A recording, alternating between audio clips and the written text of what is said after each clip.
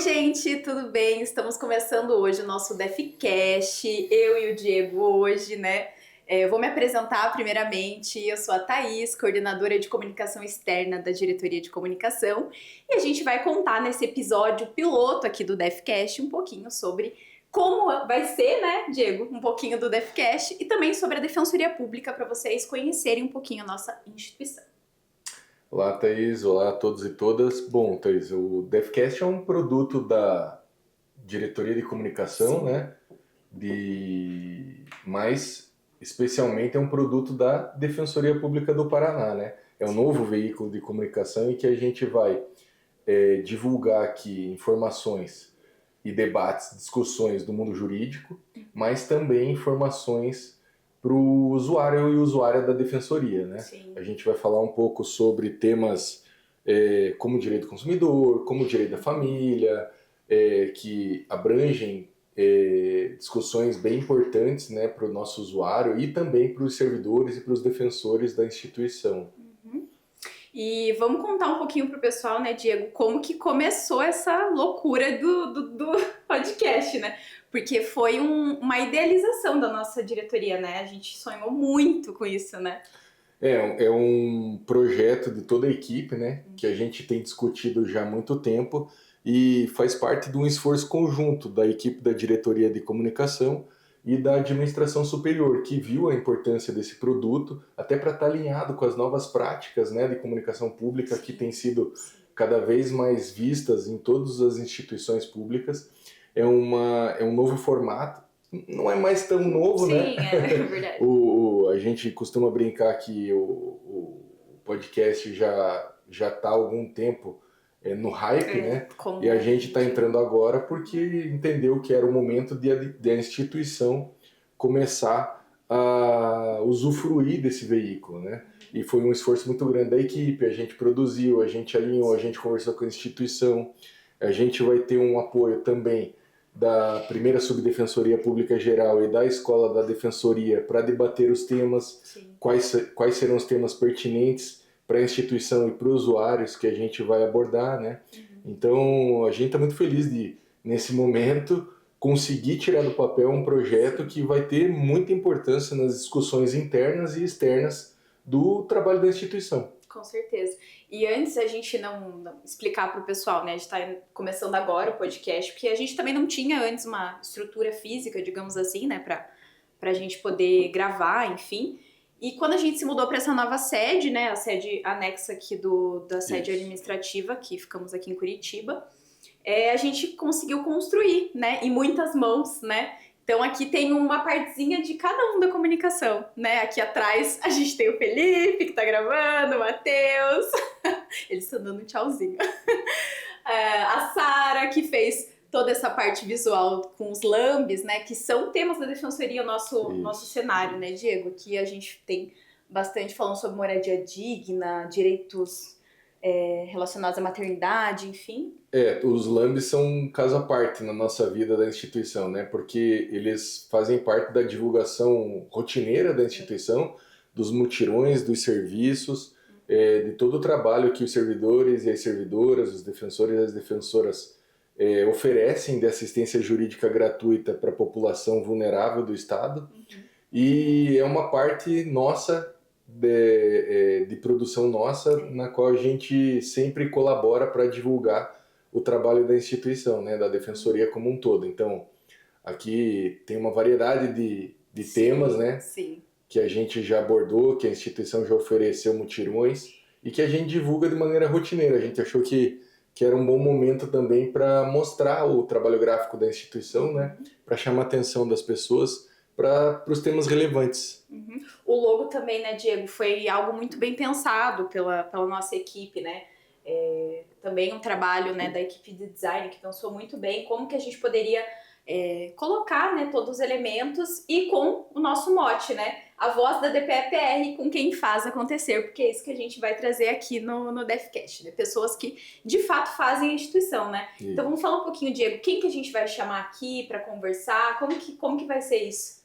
A gente vai fazer um trabalho aqui para tentar abranger todos os temas importantes ligados aos usuários e às usuárias e os defensores, os servidores da instituição. Então, nós vamos abranger de duas perspectivas normalmente. Da perspectiva do servidor e do defensor, que trabalham e estudam temas jurídicos diariamente para atender melhor a população, para cada vez estarem mais capacitados, né, e poder assistir os usuários da melhor maneira possível e da forma mais atualizada possível, né, porque os temas jurídicos estão sempre sendo debatidos e com novas decisões e paradigmas sendo quebrados, e há muitas mudanças diariamente. Então, isso a gente vai tentar trazer também. Mas, por outro lado, a gente vai falar muito sobre os serviços, né, de como a população pode acessar os serviços da instituição, os temas pertinentes, como elas vão acessar os serviços. E aí a gente vai falar com defensores, como o próprio Ricardo Menezes, né, com quem a gente vai conversar sobre direito do consumidor, vai falar sobre com o defensor público geral, Matheus Munhoz, para falar sobre o projeto de avanço da defensoria, né, para estar cada vez mais perto da população, de forma digital, de forma presencial, com mais servidores, com mais defensores. A gente vai falar com os servidores da instituição também, que estão na ponta, muitas vezes falando diariamente com os usuários e entendendo quais são os principais problemas que a instituição precisa resolver no dia a dia, né? Sim. Então, gente, é um projeto muito esperado, que a gente está muito ansioso, então a gente está fazendo esse episódio pilotinho aqui, só para vocês sentirem o gostinho de como vão ser os próximos episódios. E agora a gente vai entrar num assunto também, Diego, sobre explicar um pouquinho da Defensoria Pública, né, para as pessoas que ainda não conhecem, porque o podcast a gente vai tentar trazer um pouquinho da realidade dentro da Defensoria e fora também, né, mostrar para o público externo também quem nós somos, como nós atuamos.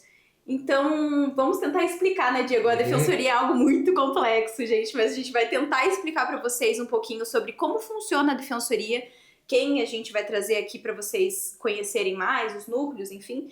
Então, Diego, vamos começar explicando, né? Se você conseguir explicar aí em algumas poucas palavras. Eu vou explicar um pouquinho sobre como funciona a Defensoria, mas daí eu vou pedir para você também explicar um pouquinho como funciona uma parte muito importante da Defensoria, que está diretamente ligada à comunicação, que é a educação em direitos. Claro.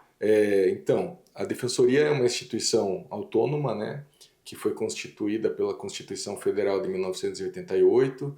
Aqui no Paraná, especialmente, ela foi regulamentada em 2011.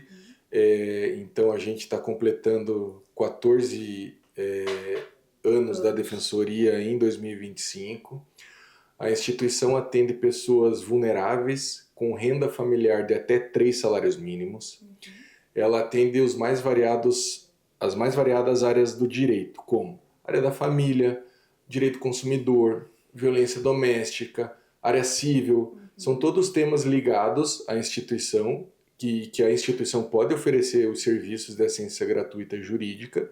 Mas é importante que se diga também, né, Thaís? Sim. Que a instituição trabalha muito com o trabalho extrajudicial, né? Então, há casos, por exemplo, a área da família, né? Como divórcio, guarda, pensão. São temas que é possível fazer um acordo extrajudicial e fazer com que o caso seja resolvido de uma forma mais rápida, desde que haja acordo entre as partes, né? Esse é o trabalho, digamos assim, mais conhecido da instituição, né? Aquela oferta de assistência jurídica gratuita para quem não pode pagar por um advogado. Mas, por outro lado, a Defensoria tem outra missão muito importante, que é a educação em direitos, né? Exato. E aí você também pode falar melhor do que eu, porque diariamente você trabalha apurando, conversando com os defensores, servidores, para explicar para a população os direitos que elas têm. Então, a DICOM, que ela tem. A DICOM, ela tem um papel muito importante nisso, na educação em direitos, mas não só, né, Diego? A educação em direitos, quem faz é a própria instituição, né? Então, ela é uma das missões da Defensoria e educar em direitos é você explicar para a população aquele direito que ela tem, mas que às vezes ela não sabia, às vezes nunca foi explicado para ela de uma forma simples, porque tem esse lance também, né, Diego, de que a linguagem jurídica nunca é muito fácil de entender, né? Então, a educação em direitos também visa fazer isso, né? Deixar a linguagem mais simples, acessível. Nós da comunicação, a gente tem essa função também de Sim. deixar o menos juridiquês possível. E assim como os núcleos, que a gente já vai falar daqui a pouco sobre eles, também tem essa função de educar em direitos, mostrar para a população quais são os direitos. A gente conversa muito, né, Diego, com os assistidos para gravar alguma coisa ou outra e às vezes eles falam mesmo, né? Nossa, eu não sabia que eu podia achar a defensoria um divórcio tão fácil, sabe? Nossa, eu vim aqui no mutirão, resolvi o meu caso em, sei lá, meia hora. O divórcio, a pessoa que estava tentando o divórcio há 3 anos, em meia hora ela resolveu. Então, assim, é muito legal, é muito complexo, mas é muito gostoso trabalhar na defensoria, ser defensoria, enfim. A gente poderia falar da defensoria eternamente, né? Tem uma máxima bem importante que é usada pelos próprios defensores, pelos servidores, né? Que antes de acessar o direito é preciso saber que se tem o direito para acessá-lo, né? Então, acho que educar em direitos é uma missão muito importante da instituição para que cada vez mais as pessoas possam entender quais direitos elas precisam acessar e como acessar, né? E aqui a instituição está aqui justamente para oferecer essas duas perspectivas. E, Diego, a gente comentou ali as atuações, né? A área civil, a área da família, sucessões, enfim. Mas a defensoria também atua na área coletiva, né? Que são com os núcleos. O que é uma atuação coletiva, gente? É uma atuação quando uma pessoa tem um direito violado, não só uma pessoa tem um direito violado, mas várias pessoas têm aquele direito violado, e aí que a defensoria pode atuar com uma ação coletiva, que são os núcleos especializados. Você pode falar um pouquinho deles, Diego? Então, Thaís, sobre os núcleos, sobre o trabalho dos núcleos, vamos trazer uma participação especial da primeira subdefensora pública geral, Lívia Brodbeck, para falar um pouquinho sobre o tema. Vamos lá. Oi, Thaís. Oi, Diego. Tudo bem? Estou muito feliz de participar desse episódio piloto do DefCast para falar para vocês um pouquinho a respeito dos núcleos da defensoria.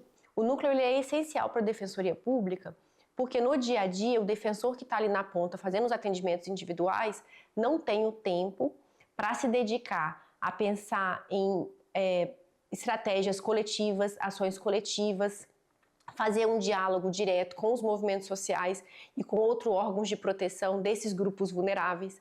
Então é importantíssimo você ter a estrutura do núcleo, em primeiro lugar, para a população, para ter um local onde é acolhido, onde podem os movimentos sociais irem conversar, dialogar e pensar em efetivar uma intervenção nas políticas públicas e na atuação coletiva, e também internamente para a nossa atuação. Porque o coordenador do núcleo, a equipe do núcleo, ele é referência naquele tema. Então, se existe uma atuação individual que é complexa e o defensor precisa de um material, algo que seja mais específico e que precisa de uma intervenção um pouco mais complexa e capacitada, a equipe do núcleo está ali para prestar o apoio técnico, para fazer estudos, pesquisas, intervenções, para auxiliar o defensor da ponta. Então, os defensores da ponta que atuam naquela temática ou que vão atender uma pessoa daquele grupo vulnerável, eles se unem aos núcleos, né? É realmente uma atuação em parceria para trazer essas demandas para os núcleos e para contar com o apoio do núcleo. E o núcleo pode, então, fazer essa intervenção estratégica em termos de política pública. E é muito importante a gente ter essa estrutura destacada para que aquela população, aquele grupo vulnerável, os movimentos sociais, a sociedade civil organizada tenha uma referência. Então, aquele núcleo é um local onde eu posso ir para tratar dos meus problemas. Aquele coordenador ou coordenadora é a pessoa que eu sempre busco para tratar daquele problema. Então, é uma estrutura importantíssima que a gente busca fomentar e investir aqui na Defensoria. Mas são núcleos dos mais variados temas, como, por exemplo, no CID, que é um núcleo de defesa dos direitos humanos, o NUDEM, que é um núcleo de defesa e promoção dos direitos das mulheres, né? Tem o NUFURB, que é um núcleo que trata sobre a moradia digna da população, né? E a gente tem 2 núcleos recentes, né? Que é o NUESP, que é um núcleo que trata sobre a saúde pública, né? A saúde das pessoas, e o núcleo de enfrentamento e promoção à igualdade racial. Exatamente. O NUPIER. É Núcleo de Promoção à Igualdade Racial, né?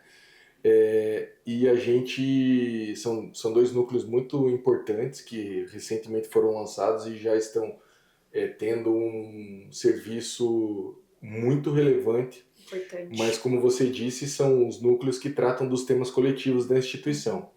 Então, são temas que têm um impacto social muito grande, né? Como, por exemplo, o caso do NUCID trata sobre a situação das pessoas em situação de rua, né? São pessoas que normalmente não têm condições de pagar para um advogado, né?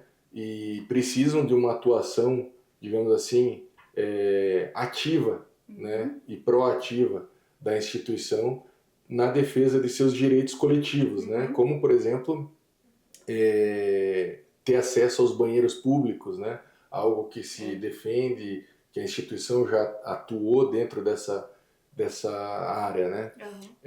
O acesso à água, né? O acesso aos serviços públicos da prefeitura ou das prefeituras de uma forma mais estruturada.